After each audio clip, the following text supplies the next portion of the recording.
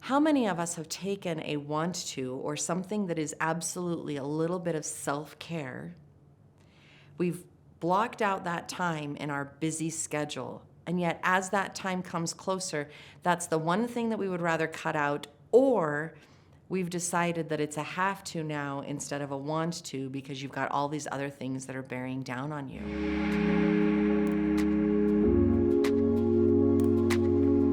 You know how right before a trip, there's all of this hullabaloo in preparation for being gone for a little while? You do your regular work, and then there are all these additional little things that you just have to get done so that everything is good and you can enjoy the excitement and the journey and the adventure that's set out before you.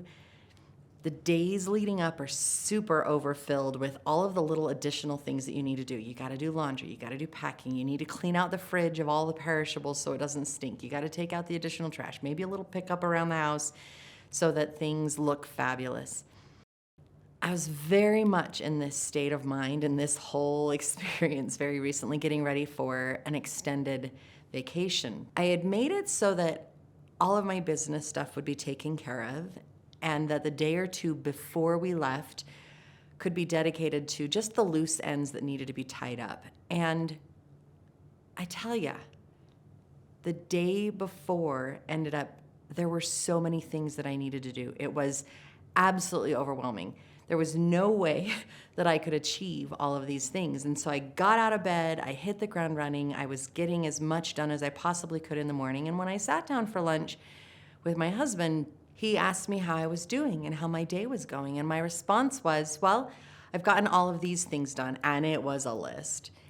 And yet I've got all of these things to do too. And it was another huge verbal list. And as I'm giving him this huge verbal list, one of the things that I had to do was also, I was going for a ride in my little kit car. It's a Roadster. And I was gonna go for ice cream and French fries with a friend. And as I listed these things as a have to, he stopped me and he said, I'm so excited that you have a little bit of time for you so that you can take a break from all of this other stuff and you just get to go breathe and enjoy. I had to pause.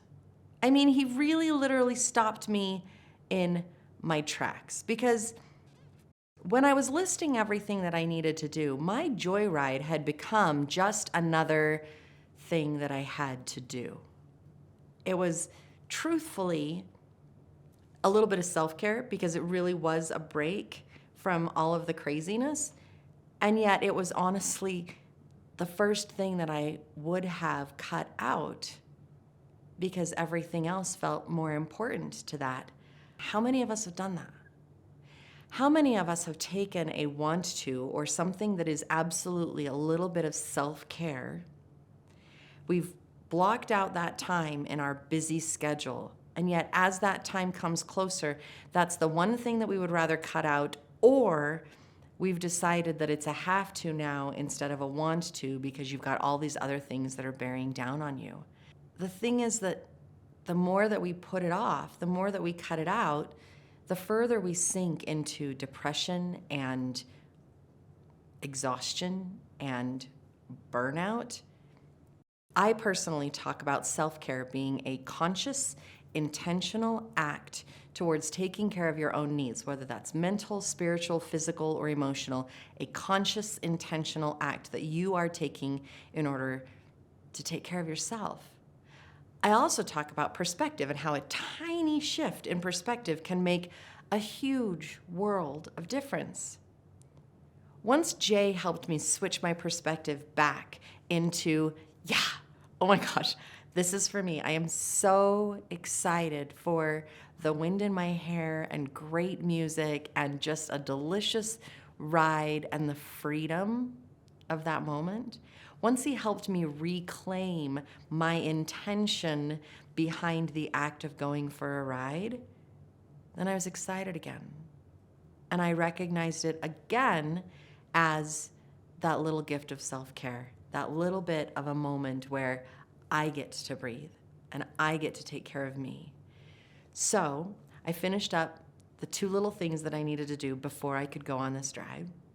I wrote a list of all the things that I would need to do when I came back, because honestly, lists are the way that I live by. If I don't have a list, then I'm absolutely going to forget something. And not only that, when I make a list, things seem more manageable, because of, instead of trying to keep it straight in my head, all of the things I need to do, when I put it in that list, it's like, oh, yeah, I can do this.